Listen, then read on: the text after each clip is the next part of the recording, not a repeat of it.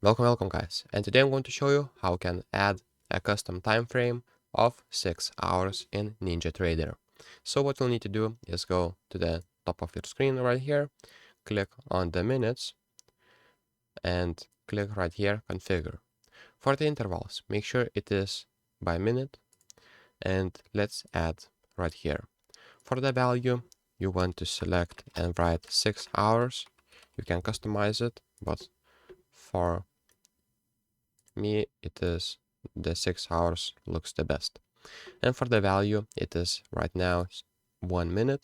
So if we multiply 6 by 60 minutes, we get 360 minutes.